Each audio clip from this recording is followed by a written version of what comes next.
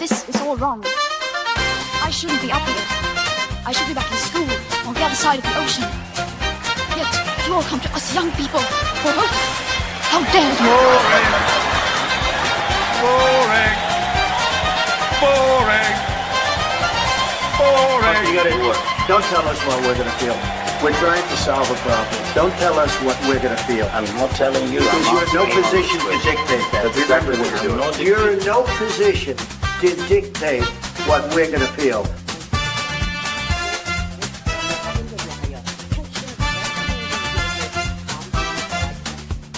I call again for an immediate ceasefire in Gaza, the return of the sausages, the hostages.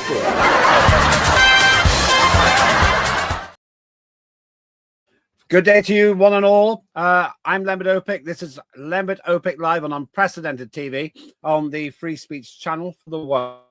To be the mainstream media, we want to be the mainstream media. Get used to it. 2026 is the year we will do it, as long as we don't get buried under 1,000 meters of snow. Why do I say that, you may ask? It's because the ice man cometh. Britain and most of Europe has been blanketed in many places with record quantities of falling snow. Oh yes, hundreds, perhaps thousands of schools have closed in the United Kingdom and elsewhere. Children have been playing in the white stuff, and the roads have become treacherous, as well as airports, which have been closed or at least heavily cancelled in terms of their flights. Places like Schiphol in Amsterdam and Charles de Gaulle in Paris.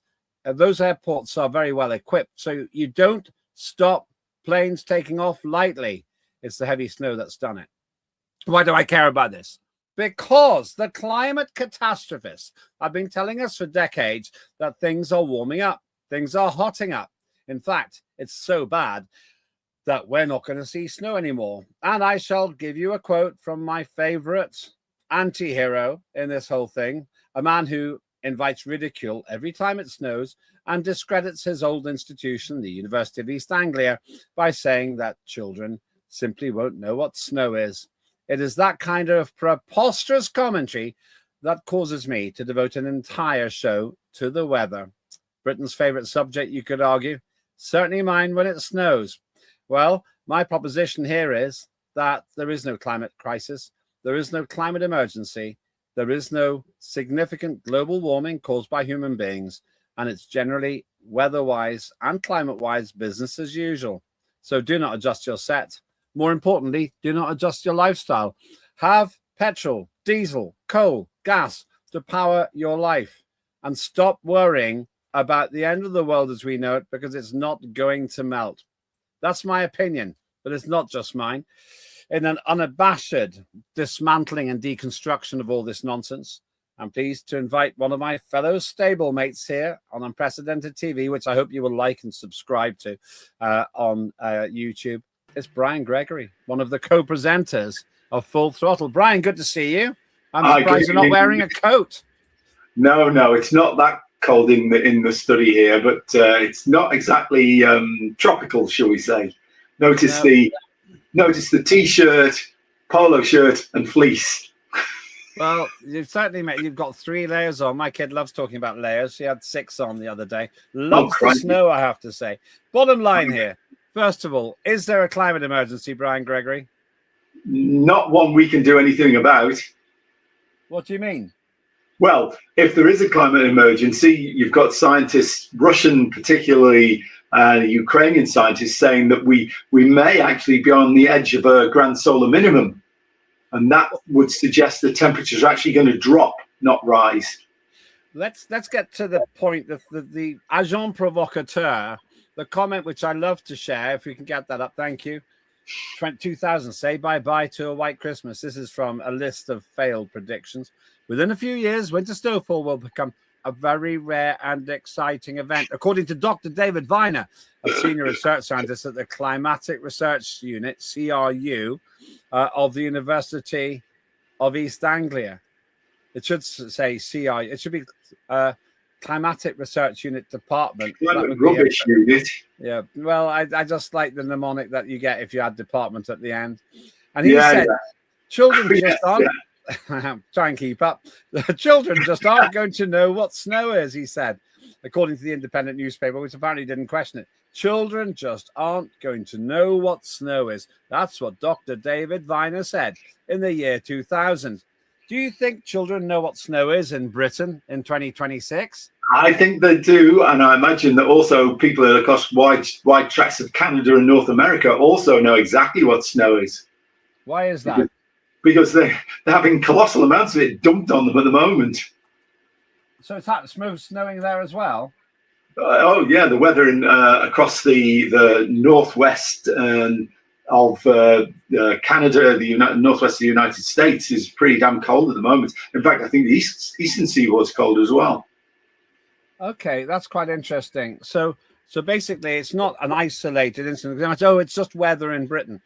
Now, David Viner said children just aren't going to know what snow is. So he said the weather will indicate that there's a climate emergency. He made a prediction. So it's not us saying, oh, well, we can discount that. We don't need to. He said children aren't going to know what snow is. And he was citing that as one of the pieces of evidence that there's global warming 26 years ago. Yeah. Well, I mean, they've been making predictions like this for over 50 years now, Lembit, and none of them have come true. Why anybody listens to them anymore, I have no idea, because they're complete charlatans. I thought you were going to use a different word there. I'm glad you didn't go down that path. They are complete charlatans. So David Viner worked at University of East Anglia. Just remind us what the Climatic Research Unit at the University of East Anglia was exposed for doing. Don't get us. The ClimateGate emails. Yeah. That whole lot. Yeah, go on. Yeah, trying to suppress any counter views to the prevailing sort of, what I'll doomed narrative, and trying to stop climate realists from getting any airtime or any exposure in the media, when in fact the real scientists, even within the IPCC, the predictions that they're making on climate are nothing like as extreme as comes out of the political the summary for policymakers, which is tweaked by the politicians and their SPADs, special advisors, and doesn't bear any resemblance to the source material that's actually provided by IPCC scientists. So it's all theatricalized, I mean, like you've got the clown prince of climate catastrophe, Antonio Guterres, saying the seas are going to boil. Really? Yeah, that's incredible when he said that. Absolutely. It's unbelievable that he said that. So let's have a look at one of the predictions that was made a long time ago. We've seen that one. Now let's get to the predictions if we can. So this is like children just aren't going to know what snow is, he said. And then I think we have put the prediction up. It's about the Ice Age, please. Can you put it up? There we are. Thank you. 1970, Ice Age coming by 2000. The Boston Globe reported in 1970 that we would be in an ice age within 30 years. Those predictions were later confirmed by space satellites, according to a report in The Guardian, a newspaper I haven't bought in decades. Telltale signs are everywhere, from the unexpected persistence and thickness of pack ice in the waters around Iceland to the southward migration of a warmth-loving creature like the armadillo from the Midwest, reported Time. Okay, that was my emphasis. I spotted that. Actually, they would actually be more like warmth-loving creature like the armadillo from the Midwest, reported Time. That's probably more accurate. This is rubbish. They started with an ice age. It's gone. What happened to that one? And then very suddenly there was an about face, and we were going to be facing runaway, man-made, carbon dioxide driven global warming, which they then changed to climate change because, of course, when the temperatures go down, that can't be related to CO2. So we have to say it's climate change. And now everything's related to CO2. Everything and anything, ingrowing toenails, you name it. And CO2 is the cause. Unfortunately, the science doesn't actually support that proposition at all. How could they say two completely opposite things? How can they say that? How can they say it and think no one's going to notice? Well, if your objective is to create fear so you can manipulate people and their lifestyles and their behavior, then it doesn't really matter, does it? As long as you can create fear, whether it's, we're all going to be boiled alive or we're all going to be frozen to death. you know, the objective is achieved if you can create sufficient hysterical response from the people who receive the messages. And remember that thought in 1970, by the year 2000, going to be an ice age.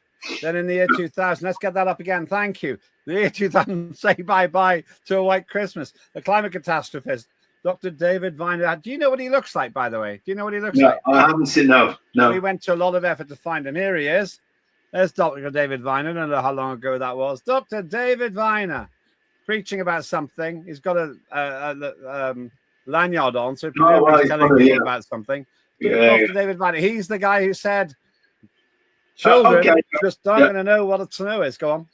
I'm getting bored with this clip now. Lembit, can we move on to something else? I'm never going to let anyone forget he said that. That was by the University of East Anglia.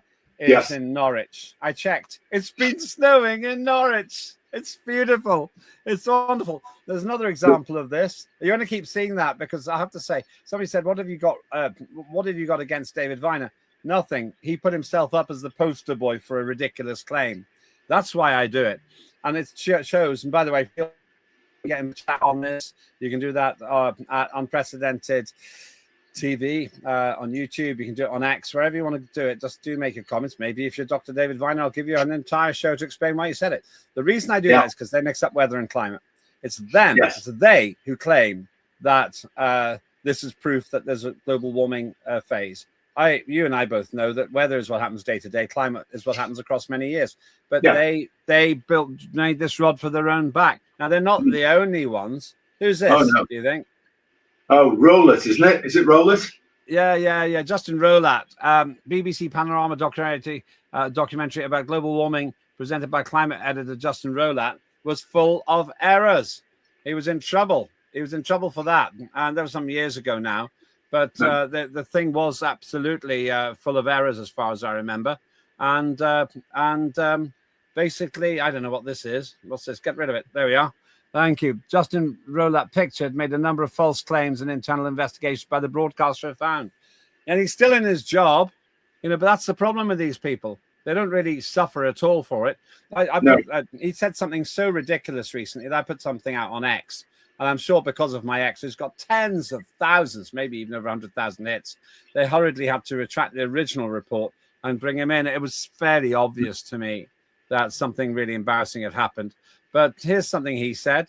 I think this is something from him. Yeah, I'm sure this is one of his. Yeah.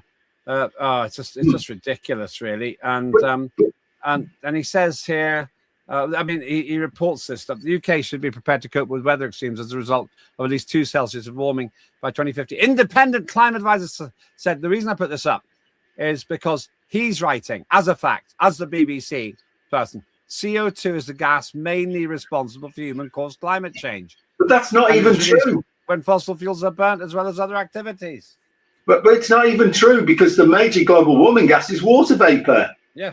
Carbon dioxide's only about maybe 25% of the global warming effect. At least 75% is due to water vapor.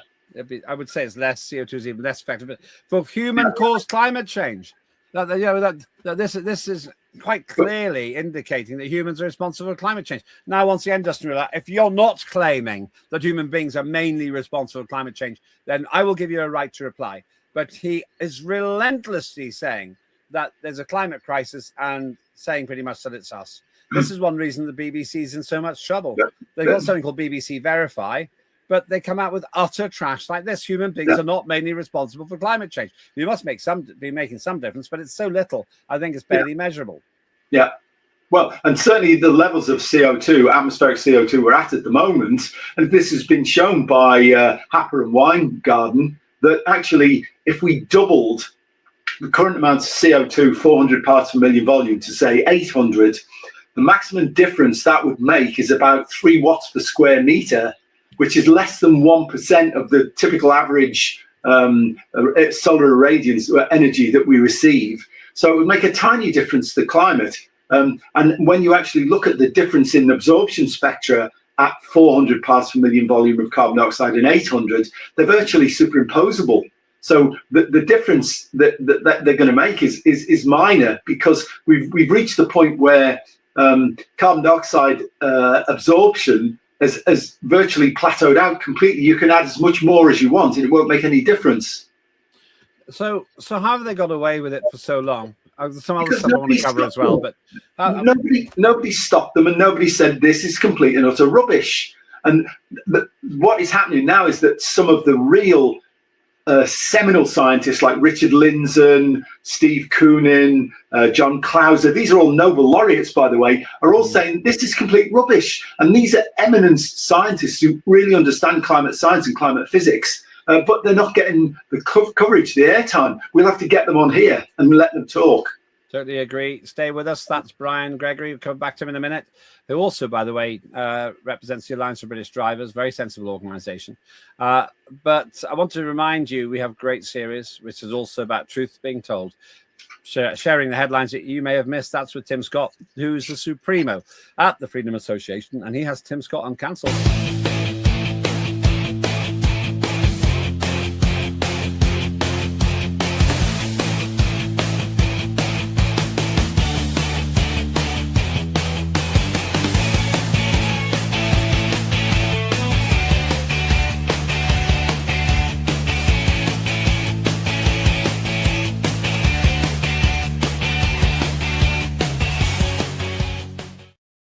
That's Tim Scott, Uncancelled, Unmissable. You can see it in the archive as well. Like and subscribe, please, at Unprecedented TV on YouTube. If you can't find it straight away, put my name in, Lembit, Lembit, like it's spelt on the screen there. Lembit, Unprecedented TV. You'll find us straight away. Hundreds of shows there. Back to Brian Gregory.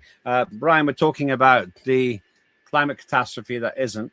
Let's just look one of the BBC headlines, if we can get that up. Yeah, here's one of them. How climate change worsens, heat waves, droughts, wildfires, and floods. Problem with that one, they haven't mentioned how it worsens blizzards, which is what we've got at the moment. Why haven't they mentioned it, I wonder?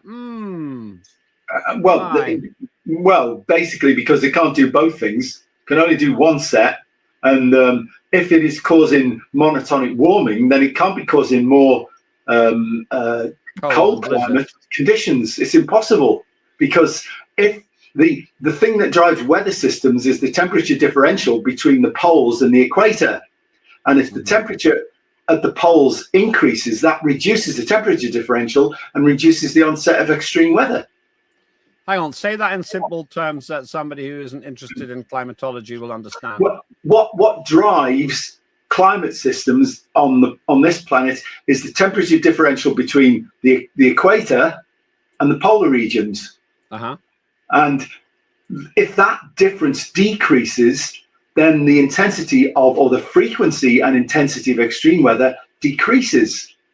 So what you're saying is, if the poles get warmer, then there'll be less extreme weather. Yes. And if they get, but it's like a battery, which is a bit discharged. There's less difference between one end and the other, so you get less power. Yeah. Absolutely, and anybody who understands climatology will tell you that that actually, if we're in a situation where the climate is warming, then that is good, because the other thing that seems to be completely forgotten is that our planet, is sitting in interplanetary space, and that the temperature of interplanetary space is minus 270 degrees Celsius.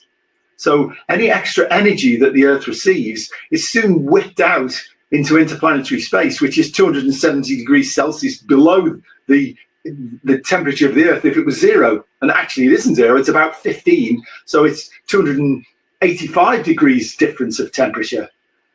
So the hotter the Earth gets, the more energy is drawn out from the terrestrial ecosystem by interplanetary space. So there's no question of Earth ever overheating, because the extra energy is going to get sucked out as it gets hotter.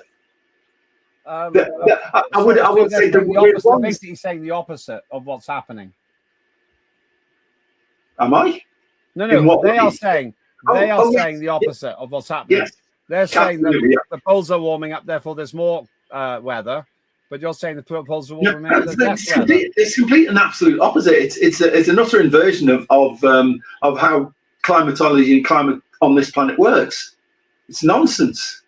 which is just fits in entirely with everything they've been saying for the last 50 years. That was nonsense as well. What do you say to those self-pronounced climatologists, some of whom have climatology degrees, who say, you're wrong, I'm a professional climatologist, you have no climate qualification at all? My response to that is, as an Oxford University chemist, is go and learn some bloody science.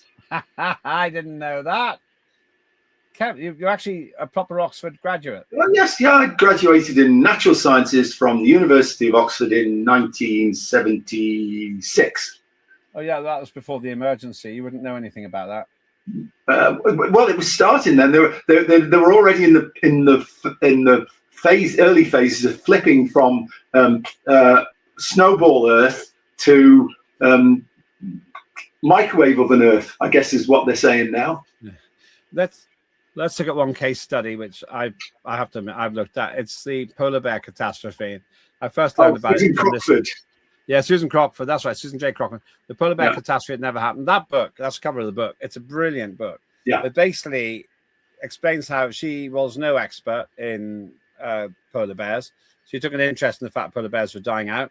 She discovered that they weren't. In fact, they were thriving.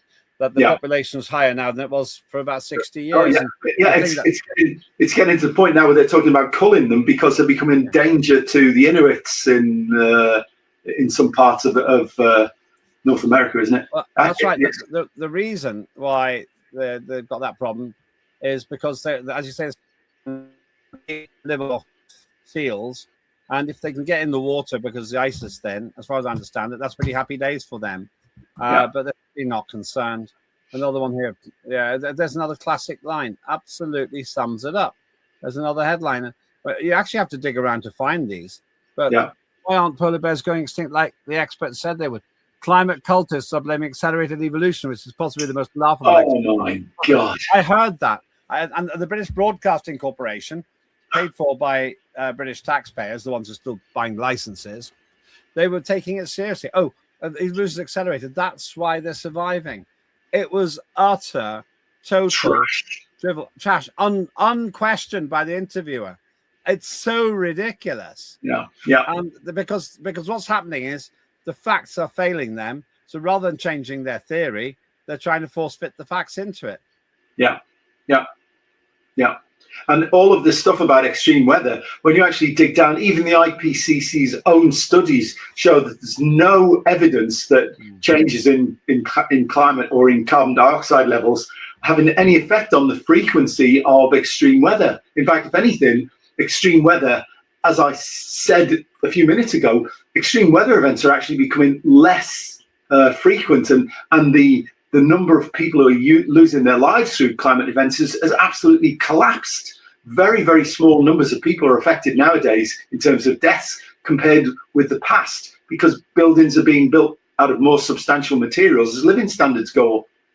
I'm going to indulge us with just one chart. One chart. Just one chart. Don't adjust the set. And I want you to explain it. What's this telling us? Well, and you've got up to 1 minute. That's all. Let me go back to other basically, stuff. We're showing the temperature record and the carbon dioxide record from minus 600 million years ago through to today. And you can see that there's a trend in carbon dioxide, which is the bottom graph, which is a sort of an asymptotic decline. And the temperature record is going actually in roughly the same direction. But the thing is, when you actually look at the timing of it, there are, out of the last 500 million years, 42% of the time, the carbon dioxide and the temperature measurements were going in opposite directions, right? So there's no way that one can be driving the other. I mean, you can see, for example, in the Karoo Ice Age, in the middle of the top chart, you can see that the temperature is going up and down, and the carbon dioxide level has essentially been a plateau. So how can you have that happening if the carbon dioxide level and the carbon dioxide level is supposed to drive the temperature? How can you get that sawtooth pattern and then the massive rise after the end of the Karoo Ice Age with the CO2 levels staying basically similar? The timings are all wrong. There's another fact here. for weird reasons. I think this is one of the weird things in science and physics. When water's cold, it can suck up more carbon dioxide. When it's Correct. warm, it can suck up less. And that's why a really cold can of Coke won't fizz when you open it, but a hot can of Coke will fizz and go crazy. Yeah, absolutely. So, it's Henry's law, basically. Henry's law. Yeah, it's called Henry's law. I didn't want to get too technical, but no. That would suggest that when the oceans are cold and we're in an ice age, it sucks up carbon dioxide. Carbon dioxide isn't making it cold. The cold is making it less carbon dioxide. Yeah. That must have some effect like that. I mean, those two, I have to say, those two charts look like there's some correlation, but I just don't believe. Believe that there's a proper one. I don't think that the carbon dioxide can realistically be driving. No, it's not. It's the other way around. In shorter term situations, as you just mentioned, if the global temperature goes down due to external forcing, nothing to do with carbon dioxide, then as the temperature goes down, the solubility of carbon dioxide in seawater from the atmosphere is increased. So there will be a tendency for carbon dioxide to leave the atmosphere and be sucked into the oceans. And then when the temperatures turn around, and the temperatures they're what changes first, not the carbon dioxide level. When the global climate cycle turns around, then and the temperatures go back up again, then carbon dioxide will come out of the oceans and go back into the atmosphere, but always in over short periods. The coefficient between atmospheric CO2, partition coefficient between atmospheric CO2 and oceanic CO2 is about 1 to 50. Okay, so okay, that's too technical. 50 times more carbon dioxide in the oceans than in the atmosphere all the time, pretty much. Yeah. Oh yeah, there's loads more carbon dioxide in the ocean than in the air. That we know. Let's look at the weather then. And we're talking weather. UK weather, freezing return to work for millions as Arctic blast triggers amber snow alerts. Temperatures in London dip as low as -5 overnight into Monday morning. As the Met Office warns that cold conditions will bring a range of wintry hazards over the next few days. They don't even dare mention global warming there. And here's another one. Thousands stranded in Paris and Amsterdam and multiple deaths as Arctic blast sweeps Europe. Major weather-related disruptions. Storm Goretti hits the Atlantic coast. Now, that's an interesting thing. Multiple deaths because cold kills far more people than warm. Yeah. The fact that I think it's about 10 to 1. When you actually look at the numbers of people who die from extreme temperatures, high or low, it's about 10 times as many die from extreme low temperatures as from extreme high temperatures. Well, that's a depressing statistic. So actually, it's the cold we need to fear rather than the absolutely warm. Cold is our enemy. And Europe, there's all kinds of videos, and they're kind of quite dramatic actually, of the storms, and the news loves it. And they're not talking about climate change. They're talking about global warming. If it was hot, they'd be saying, "Oh, this is the result of climate emergency. This is carbon dioxide." But they don't mention it at all. They don't say because of carbon dioxide. They don't know how to explain it because it's complicated. Because they've been peddling this nonsense. Yeah. But using weather, which is wrong. They've been peddling this nonsense that all of it's happening because of carbon dioxide increases. And then the obvious question, and I'm asking you, the viewers, to ask your politicians to explain, how can it be so cold if carbon dioxide is going up? They won't know the answer, by the way, the politicians. If the assumption that carbon dioxide is driving temperatures is correct, which it isn't. Yeah, that's right. But they won't know the answer to that. No. All over Europe, we've got record snow in various places. La Rochelle, I think, was one of them. And in general, the Europeans are much better set up for dealing with adverse weather than we are. Yeah, and I think that's probably Charles de Gaulle there. Yeah, and it's a crisis. And this is the thing that really it entertains me and bugs me at the same time. They have one person, it's really bad, but they do the same about climate change. It's got to be climate change, isn't it? And I'm sure there's at least one article. I haven't bothered looking for it because it'll be complete rubbish. But basically, someone somewhere will be saying this is because of global warming. But they can't say that. It's climate change now. Yes. Climate change. And you got all these emergency spokespeople. That's Minister of Transport in France. Oh, it's cold. I'm sure he's saying I'll tell you why, mate. Because it's winter, Monsieur Tabadado, or whatever you're called. And extreme winter spell creates travel chaos in Europe. Yeah, but this is the thing. It is actually particularly cold at the moment. That's the thing. Yes. Cold weather snap. Yeah, it could be that in the longer term now we're heading into that cooling phase. I've long time believed we're heading there. And they love the visuals, and they haven't got any global warming visuals, so they go for that. Yeah. UK weather, is it unusual? It's probably a bit colder than we would normally expect. But I mean, it's not unusual for us to get temperatures below zero, -5, -6 or something. Certainly, the further north you go up into Scotland and whatnot, it's pretty commonplace in the winter to get temperatures -12, -14 up in the Scottish Highlands. So this is just more of the same with slight knobs on because of current weather conditions, and it is basically weather conditions. It's not climate change; it's just weather change. They did actually have -12 somewhere in Norfolk. I think it was Norfolk, near Norwich. University of East Anglia, near Norwich. Oh, that place where the children aren't going to know what snow is. That place, you mean? Are you looking for this quote here? No. Children aren't going to know what snow is, said Dr. David. Yeah, did you miss the quote? Yeah, that's the one I think you might be talking about. I didn't miss it. I got a couple of other slides to show you afterwards, just before we finish. But then close to home, if you're watching this live, these are very recent shots, and that's quite a lot of snow there. They're making it look really interesting. And in Scotland and in the North Midlands, there's so much snow. I think it looks great. My kids absolutely love it. They think it's fantastic. They know what snow is. I actually asked my 8-year-old, do you know what snow is? She said it's frozen ice in a crystalline form. So she knows what snow is. And she took it very literally. I said, yes, would have been enough, but carry on.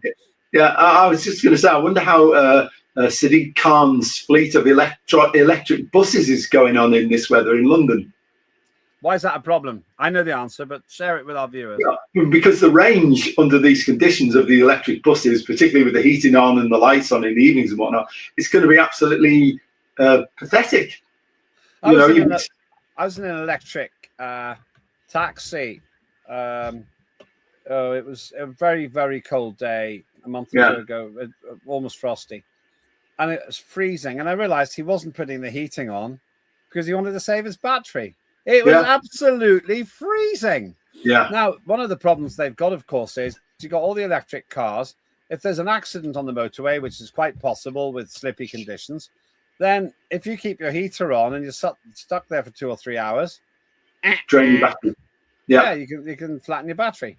Yeah. So that's got to be happening. It's got to be happening. Yeah. These are great pictures, by the way. They are. But as I say, my kids absolutely love it. They're hoping it's going to be really snowy a number of times this winter. But I mean, it's interesting there that that front-wheel drive car, you could see the thing crabbing about all over the place because it couldn't get any traction. And of course, worse if it's only rear-wheel drive. I grew up learning in an old-fashioned Volvo 244 DL. It had rear-wheel drive, and that rear-wheel drive meant that it was okay in the snow. And of course, that was when the Volvos were truly Swedish productions, truly ethnic, and Scandinavian, and I think Scandinavian. Yeah, but they're Chinese owned now, aren't they? Volvo and Polestar are Chinese owned. Maybe I think the headquarters of Volvo is still technically up in I think it's in Gothenburg. but when I learned in that Volvo in the early 80s, it was relatively straightforward to drive in the snow. I bet you they had the rear wheel drive because of Swedish winters. But I think it looks gorgeous. What's so funny, though, is the absolute trash that we've been told for so long. And so the question for you is, what's your advice to those who still think there could be a climate emergency? The one I gave earlier, go and look at the science. Don't listen to the mainstream media and the climate shills, climate research unit, people like that, because their salaries depend on peddling this trash so that they get loads of grants and they can continue operating. Go and research the actual science and look at the evidence provided by people like William Happer, William Weingarten, Michael Schellenberger, Patrick Moore, for example, is an astronomer. That's the guy who set up Greenpeace.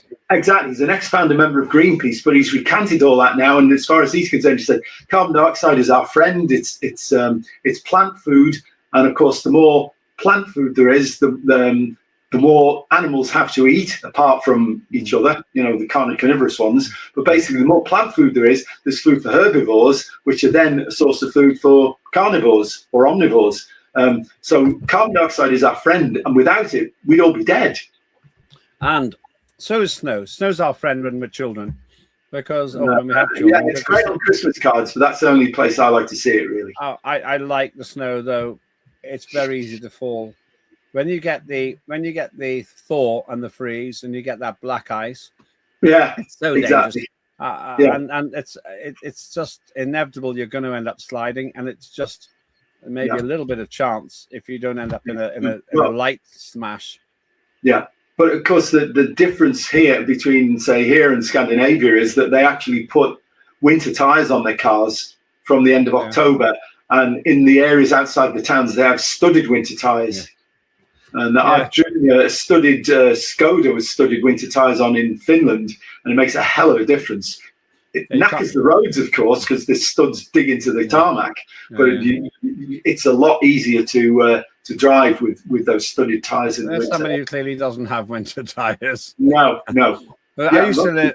I lived off a main road in Belfast, Northern Ireland, where I grew up, and it wasn't a very big incline. But I remember standing there for about half an hour once, watching the cars just almost getting stuck like that.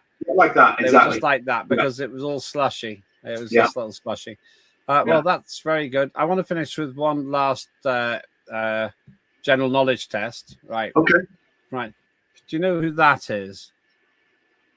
Any guesses? Have a guess. Involved. I'll give you a clue. Involved in commentary about climate. I'll give you a second clue. We've mentioned him in the past. Do you know? No, I don't recognize him. That's Dr. David Viner who said this. Children just aren't going to know what snow is. Okay.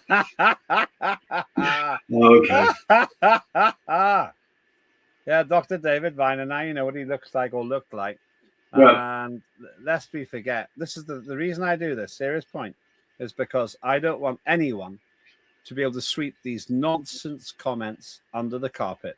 The climate catastrophists who brought you impending ice age doom in the 70s had shifted 180 degrees to global warming in the noughties, and now they want the best of both worlds, global boiling and global freezing, all because of human-generated carbon dioxide. What a load of tosh. As we've called this show today, the snow is burying global warming, or at least the claims. Tell us briefly about your, first of all, your organisation, the Alliance of British Drivers. Okay, well, the Alliance of British Drivers, we started off in the early 1990s, and we were concerned about the likely misuse of speed camera technology to raise revenue, which is, turned out to happen in spades. But increasingly, we've become involved in realising that that was the start of the sort of green blob agenda, because that was the way in through safety. So safety is, everything has to be done to make people completely and utterly safe. In other words, you can't be allowed to take any risks, which basically means you can't be allowed to do anything at all, because even getting out of bed is a risk. Yeah. And it's just intensified. I speak. It's get a better bed. Yeah. Get a better bed and just stay there. Yeah. That's you just hibernate. Go to bed in November. Get up in February. It's another variant of the don't go out of the cave because you might be eaten by the saber-toothed tiger sort of approach, isn't it? It is. Ultimately, we're an animal that thrives on an element of risk. I mean, you don't speculate, you don't accumulate, and we have taken risks in trying to manage our interaction with our environment, rather than let it overwhelm us, because if we hadn't done, then we would all died of exposure, you know? Well, thank you. And tell us about your show. Well, we have myself and Paul Naylor, who is the communications director of the Alliance of British Drivers, me as policy director. We have this program called Full Throttle on Unprecedented TV, where we interview lots of interesting people, politicians, scientists, climate activists, and get their opinions and allow them to express those opinions so that you can hear the alternative side of the coin than the what I'll doomed merchants. Well, thank you so much. That is all for this time. I want to leave you with one concluding thought. But by the way, don't forget to like and subscribe. Go to Unprecedented TV on YouTube, and that is easy to find. Put my name in if you can't find it any other way. Lembit, Lembit, like on the screen there. Unprecedented TV. Please like, please subscribe. You really help us a lot when you do that. And of course, do follow me next and get involved in the chat. We've been very busy today, but I'll try and get back to some of the comments after the show. I want to leave you with a concluding thought, Brian. Oh, just don't make it the Viner comment again. Children just aren't going to know what snow is. Ha, ha, ha, ha, ha.